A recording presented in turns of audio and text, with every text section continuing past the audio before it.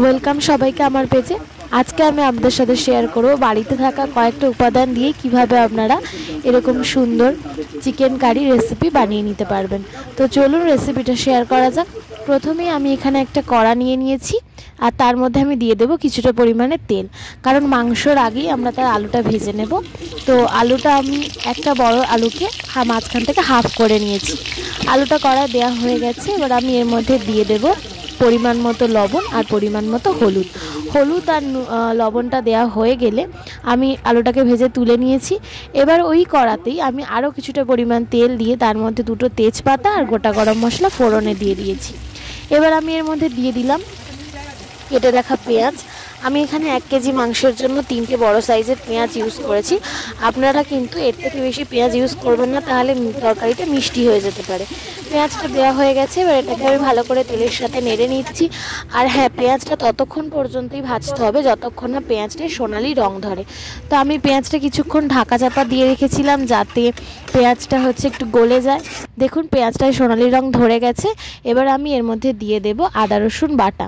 আমি এখানে 2 টেবিল চামচ পরিমাণ আদা রসুন বাটা দিয়ে দিয়েছি। এবারে আমাদেরকে তেলের সাথে আদা রসুন বাটাটা, তেল আর পেঁয়াজের সাথে আদা রসুন বাটাটা ভালো করে ফ্রাই করে নিতে হবে। নাহলে পরে যদি আদা রসুনের কাঁচা গন্ধ থেকে যায় তাহলে কিন্তু তরকারিটা খেতে একদমই ভালো লাগবে না। তাই আপনারা যখন আদা রসুনটা ভাজবেন তখন গ্যাসের ফ্লেমটা অবশ্যই হাইতেই রাখবেন।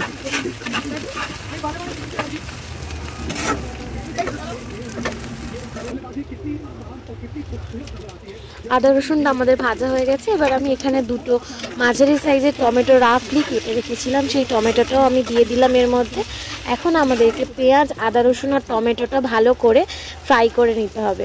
দেখুন টমেটোটাও এর সাথে ফ্রাই হয়ে গেছে। এবার আমি এর মধ্যে দিয়ে দিলাম পরিমাণ মতো লবণ। আমি কিন্তু একেবারে ঝোলের আন্দাজ করেই লবণটা বেশি করে এর মধ্যে দিয়ে দিলাম। এবার আমাদেরকে এটা ভালো করে ভাজা ভাজা করে নিতে হবে।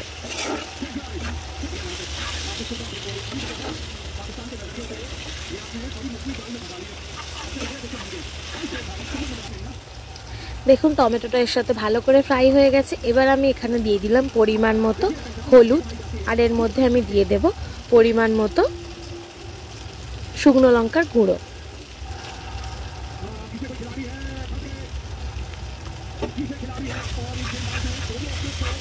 হলুদ আর লঙ্কাটা দেওয়া হয়ে গেলে আমি এটাকে ভালো করে সমস্ত মশলার সাথে মিশিয়ে নেব। আর যাতে মশলাটা পুড়ে না যায় তার জন্য আমি এর মধ্যে একটু জলও অ্যাড করে দিচ্ছি। জল দেওয়া হয়ে গেলে হাই ফ্লেমে মশলাটাকে আমাদেরকে 4 থেকে 5 মিনিট কষিয়ে নিতে হবে। আমি এর মধ্যে দিয়ে দিলাম 2টো চেরা কাঁচা লঙ্কা, এটা জাস্ট ফর ফ্লেভার। তো এটা দেওয়া হয়ে গেলে আমি মশলাটাকে ভালো করে হাই ফ্লেমে কিছুক্ষণ কষিয়ে নেব। দেখুন মশলা থেকে কত সুন্দর তেল ছেড়ে দিয়েছে।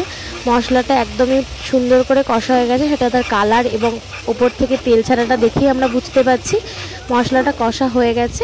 এবার আমি এর মধ্যে মাংসটাকে দিয়ে দেব। আর আমি আগে থেকে মাংসটাকে লেবুর রস দিয়ে মিশিয়ে রেখেছিলাম। আপনারা চাইলে ভিনিগার দিয়েও মিশিয়ে রাখতে পারেন। ভিনিগার অথবা লেবুর রস যদি আমরা মাংসটায় মাখিয়ে রেখে দিই আগে থেকে, তাহলে কিন্তু মাংসের মধ্যে যে ইমপিউরিটিসগুলো থাকে সেগুলো অনেকটাই বেরিয়ে যায়। আর হ্যাঁ, আপনারা লেবুর রস দিয়ে রাখলে দেখবেন মাংস থেকে অনেকটাই জল ছেড়ে দিয়েছে। তারপরে মাংসটাকে ভালো করে চিপে তারপরেই কড়াতে দেবেন। নাহলে যদি আপনারা ওই অবস্থাতেই কড়াতে দিয়ে দেন তাহলে কিন্তু মাংসটা আরও বেশি করে জল ছাড়বে এবং আপনাদের রান্নাটা হতেও অনেক বেশি সময় লাগবে। তো এই মাংসগুলোকে কড়ার মধ্যে দিয়ে দিয়েছি, দিয়ে আমি মশলার সাথে ভালো করে মাংসটাকে মিশিয়ে নিচ্ছি। আর এই সময় কিন্তু গ্যাসের ফ্লেমটা অবশ্যই আপনারা হাই রাখবেন।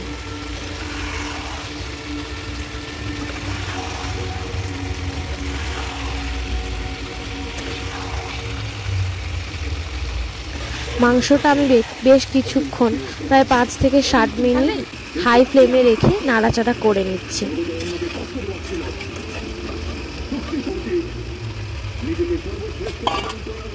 এরপরে আমি এর মধ্যে আগে থেকে ভেজে রাখা আলুগুলো অ্যাড করে দিলাম যাতে আলুগুলো তাড়াতাড়ি এর সাথেই সেদ্ধ হয়ে যায়।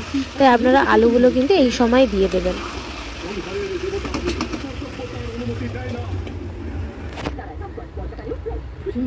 এবার আমি গ্যাসের ফ্লেমটাকে লো করে কিছুক্ষণ এটাকে ঢাকা চাপা দিয়ে রেখেছিলাম প্রায় 4 থেকে 5 মিনিট। তারপরে আমি আবারও ঢাকাটাকে খুলে নিলাম এবং গ্যাসের ফ্লেমটাকে হাই করে দিলাম, দিয়ে আমি এটাকে আবারও কিছুক্ষণ কষিয়ে নেব। আপনারা মাংসটা করার সময় এভাবেই কিছুক্ষণ ঢাকা চাপা দিয়ে আবার তারপরে কিছুক্ষণ হাই ফ্লেমে নাড়াচাড়া করে মাংসটাকে কষিয়ে নেবেন। দেখুন, এটা যত সময় ধরে বেশি কষিয়ে রান্না করবেন তত কিন্তু মাংসের টেস্টটা বেশি ভালো হবে। তাই আমি এটাকে কিছুক্ষণ গ্যাসের ফ্লেমটাকে লো করে ঢাকা চাপা দিয়ে রেখে আবার এটাকে আমি কষিয়ে নিচ্ছি। দেখুন মাংসটা থেকে কত বেশি জল ছেড়ে দিয়েছে। মাংস থেকে যে জলটা বেরোবে এই জলেই কিন্তু মাংসটা কষা হয়ে যাবে। তো তারপরে আমি এর মধ্যে দিয়ে দিলাম অল্প পরিমাণে চিনি, জাস্ট টেস্টটাকে ব্যালেন্স করার জন্য। এরপরে দেখুন মাংস থেকে যে জলগুলো ছেড়েছিল সেগুলো কিন্তু সব টেনে নিয়েছে মাংস, এবং মাংস থেকে তেলটা ছেড়ে দিয়েছে। যতক্ষণ না এইভাবে মাংস থেকে তেলটা ছেড়ে দিচ্ছে, জলটা শুকিয়ে যাচ্ছে, আপনারা কিন্তু জল মাংসের মধ্যে অ্যাড করবেন না। তো আমার ভালোভাবে কষাটা হয়ে গেছে, আমি এর মধ্যে এবার দিয়ে দিলাম পরিমাণ মতো জল। আপনারা যতটা ঝোল খেতে চান সেই রকম অনুযায়ী কিন্তু জলটা দেবেন, কারণ মাংসটা কষাতে কষাতেই কিন্তু আলুটা পুরোপুরি সিদ্ধ হয়ে গেছে, তাই বেশি পরিমাণ জল দেওয়ার কোনো দরকার নেই। আপনারা যতটা ঝোল রাখতে চাইছেন ঠিক ততটাই এখানে জল দেবেন। তো জল দেওয়ার পর আমি এখানে 2-3টে চেরা কাঁচা লঙ্কা দিয়ে দিলাম ফ্লেভারের জন্য, আর দিয়ে দিলাম কুচিয়ে রাখা ধনেপাতা।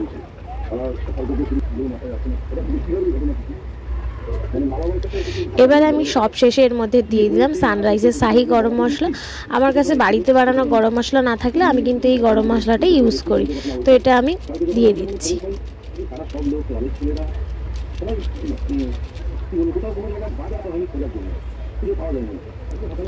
দেখুন মাংসের তরকারিটা আমাদের প্রায় রেডি হয়ে গেছে, এখানে দেওয়া হয়ে গেছে সমস্ত কিছু। আর গ্যাসের ফ্লেমটা অফ করার পর দেখুন উপর থেকে কত সুন্দর তেল ছেড়ে দিয়েছে। এবার আমি এটাকে বাটিতে ঢেলে সার্ভ করছি।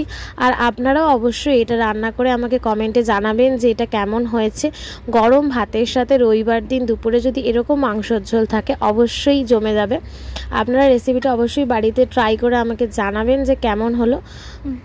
আর আমার পেজে যদি নতুন হয়ে থাকেন অবশ্যই পেজটাকে ফলো অথবা সাবস্ক্রাইব করে দেবেন, আর ভালো লাগলে একটা লাইক করে দেবেন। তো চলুন আজকের মতো এখানেই, বাই।